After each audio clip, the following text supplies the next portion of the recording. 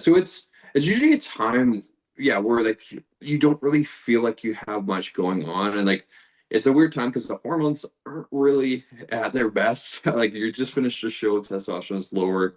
You're kind of in this weird like limbo where it's like, okay, like what should I do now? You were just so locked into something for the past 6 months. It could have been a year where you're just going ham with a specific goal, and like it was really driving you to go to the gym. It's really driving you with nutrition. And if, for example, you do a show and like maybe you don't place as well as you wanted to place, for some people that can make you even more motivated to come back even better next time. Some people can kind of like, oh, I don't know if I want to do this again. And sometimes people fall away from the sport and like fall away from like training in general because they don't have like a specific goal in mind within like the next 6 months.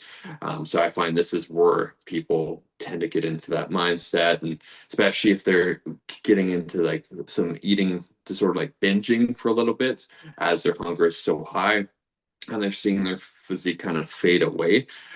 All of these can kind of contribute to people just not feeling good mentally.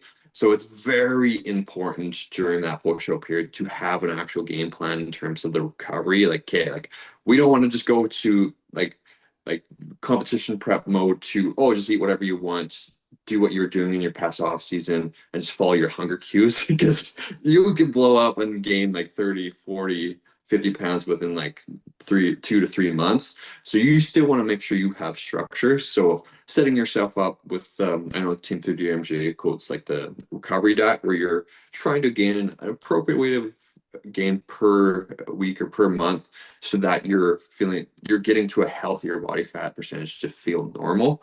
I do find having little goals of like, okay, like thinking about when you're going to potentially compete next, or having like a trajectory, okay, like we're going to try to aim for this weight range within this time frame, so you have something to work towards.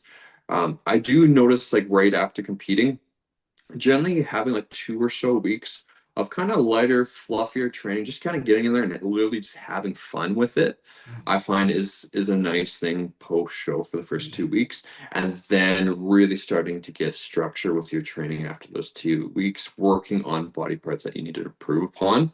Um, and having a game plan with that. Because yeah, if you're going post show and you're just kind of I don't know what to do, like it's probably gonna not end so well. How about you, man? Like, is there anything specifically you do post show to ensure that like you keep your motivation a good spot and have something to work towards?